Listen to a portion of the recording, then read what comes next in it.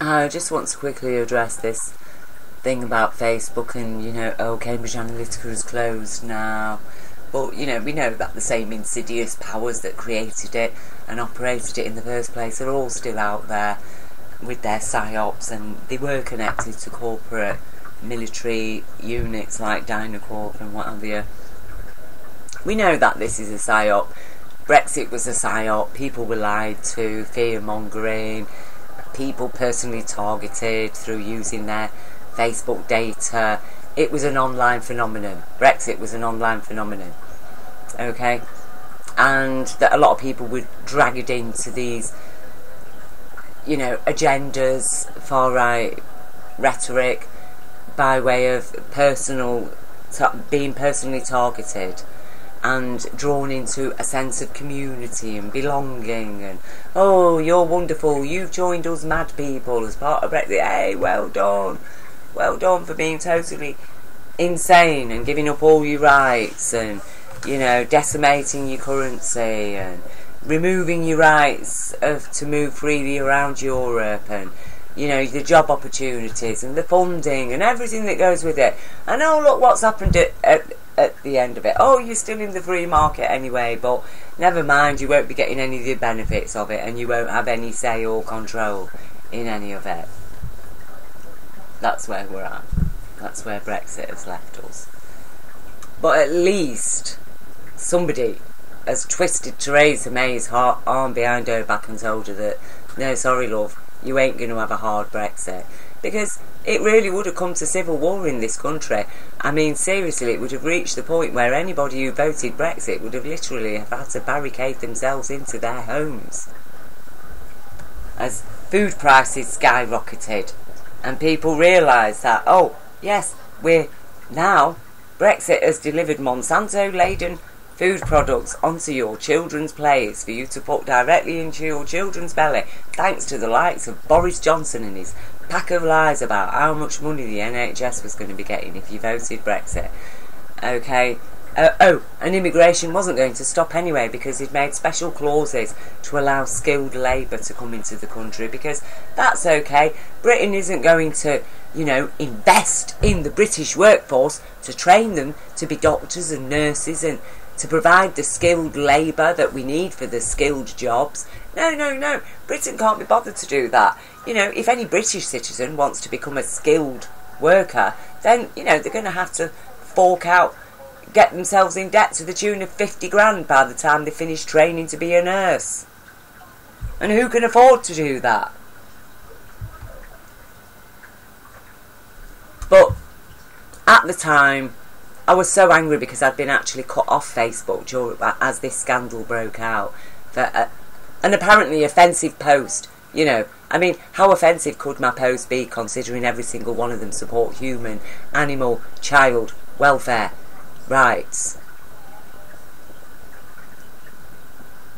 And yet here they were, handing my information over to criminal powers that we know by their own confession resort to the tactics of blackmail and bribery. And our personal data has been handed over to people who support blackmail, who resort to blackmail and bribery in order to get what they want, who take part in covert psyops on behalf of military corporations.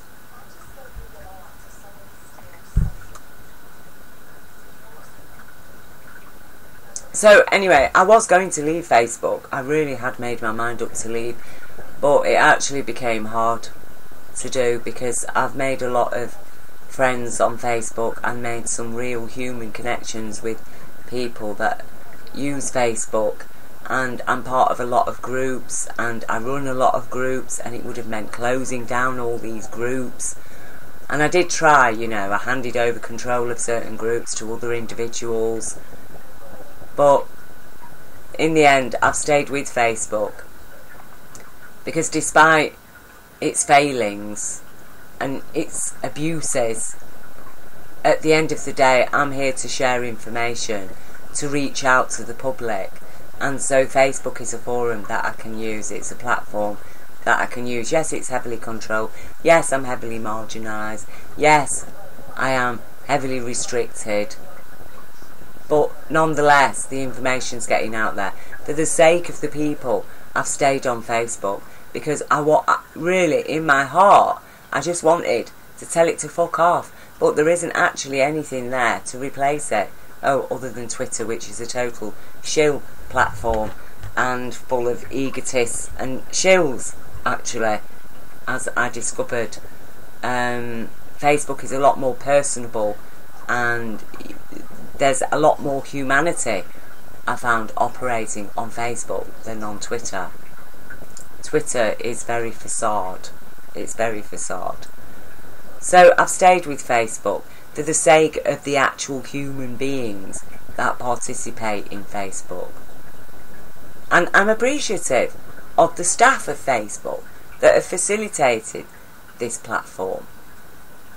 So, yes, it's got its covert side, but at the same time, it is a useful platform for sharing information. So I've decided to stay because it does allow me to share posts. It does allow me to share information. And actually, that is more important to me than my privacy. Okay? Than my rights to privacy.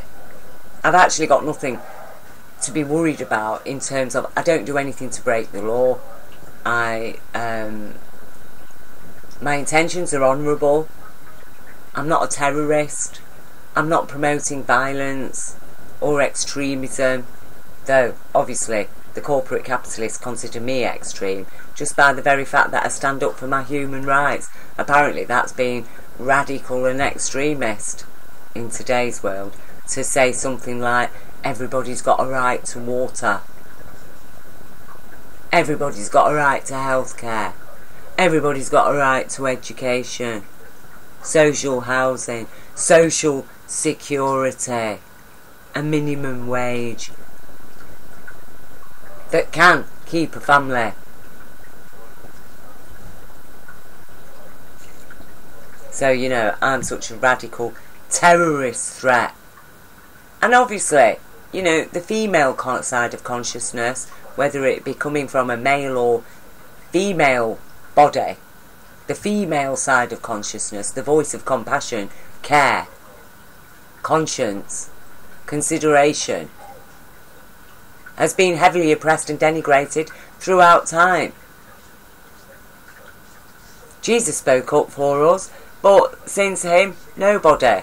And actually the people who now control and manipulate Jesus, well, apparently, you know, God made Donald Trump president. Really? Well, if God made Donald Trump president, why on earth was it needed for American citizens to have to go out and fucking vote for him? Why was it needed to deny over 1 million American citizens their rights to vote on the grounds that they're poor, or on the grounds they didn't send a fucking postcard back, or on the grounds that they got the same name as somebody else living in another state?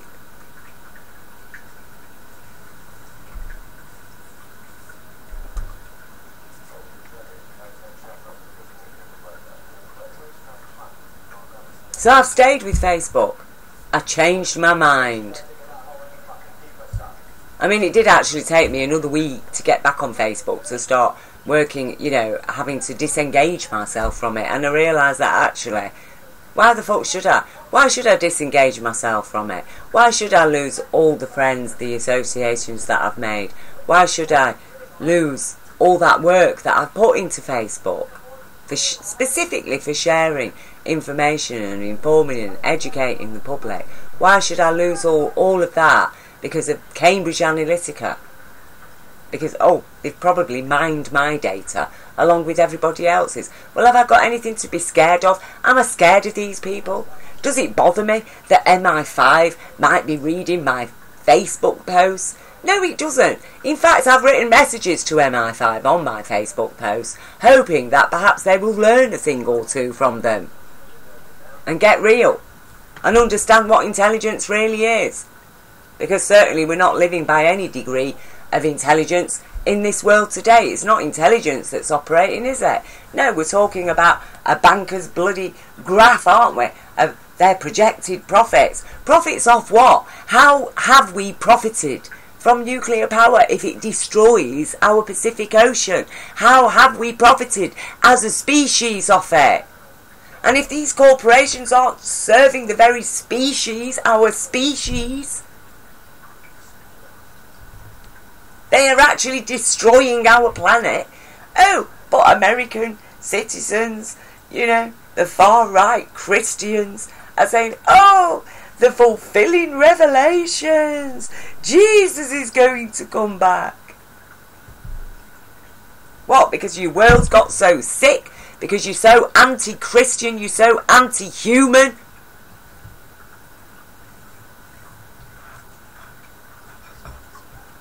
You can't even give your children their rights. You can't even respect your child as a VIP. That you need to destroy the Pacific Ocean in order for Jesus to come back. You need to incarcerate Palestinian children. You need to shoot them. You need to make a whole people live in concentration camps.